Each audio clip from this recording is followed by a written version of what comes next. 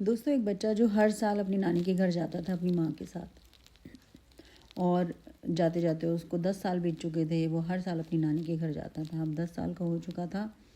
तो इस बार माँ ने कहा, बेटा इस बार हम नानी के घर नहीं जाएंगे, क्योंकि पापा की जो फाइनेंशियल कंडीशन है, जो शॉप है उनकी, वो ठीक नहीं चल रही है। तो मुझे लगता है हमें इस बार यहीं रहकर पापा की मदद करनी चाहिए और हमें इस बार नहीं जाना चाहिए। लेकिन बच्चा थोड़ा मायूस हो गया। उसने बोला, नहीं मम्मा, मैं चला जाऊंगा। नानी के घर का रास्ता मुझे पूरा पता है। हम कैसे ट्रेन से जाते हैं, ट्रेन से उतर जाते हैं, कौन से डब्बे में हमें बैठना होता है, कौन से स्टेशन पे हमें बैठना होता है, सब मुझे पता है। माँ ने कहा, ठीक है बेटा, मैं तुम्हें भेज दूँगी। बच्चा खुशी खुशी तैयार हो गया और उसने अपनी सारी पैकिंग कर ली। माँ उसे ट्रेन के डिब्बे में छोड़ने गई और बेटे से बोला, बेटा तुम चले तो जाओगे ना? बेटे ने कहा, हाँ मैं चला जाऊँगा माँ। माँ ने फिर भी उसे एक चिट्ठी दी और बोला, ये चिट्ठी तभी खोलना जब बहुत ज़रूरत पड़े, या फिर हो सके तो ना ही खोलना। बच्चे ने कहा, ठीक है।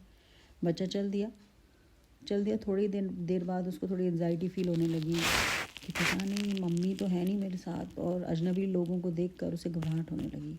उसे अपने माँ बाप की याद आने लगी और परेशान होने लगा कि मैं कैसे ये सफ़र पूरा करूँगा। उसे तभी याद आया कि माँ ने एक चिट्ठी दी थी। उसने तुरंत वो चिट्ठी खोली।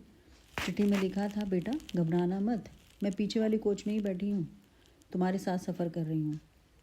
ये पढ़कर बच्चा खुश हो गया और उसको बहुत रिलैक्स हुआ और उसने वो पूरा सफ़र पूरा कर लिया। और जैसे ही स्टेशन पर उतरा तो उसके मामा जी वहाँ खड़े थे उसको रिसीव करने के लिए। बेटे ने कहा, मामा जी मम्मी भी पीछे वाले कोच में बैठी हैं।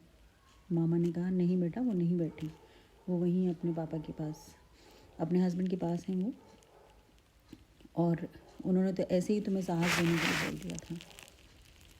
तो दोस्तों, इसी तरह ये हमारी लाइफ का बहुत बड़ा लेसन है कि हमारे साथ भी हमारा भगवान हमारे पीछे ही खड़ा है और हमें उसे पहचानना होता है। जब हम पर मुसीबत पड़ती है तो हम घबरा जाते हैं कि पता नहीं हमारी कैसे मदद होगी, क्या होगा, लेकिन कहीं ना कहीं भगवान हमारे साथ खड़ा है।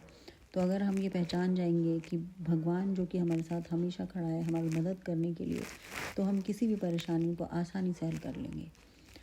सो इन्हीं कुछ शब्दों के साथ मैं भावना आपका धन्यवाद करती हूँ। Please like my channel and subscribe my channel. Thank you so much. Have a nice day. Bye, take care.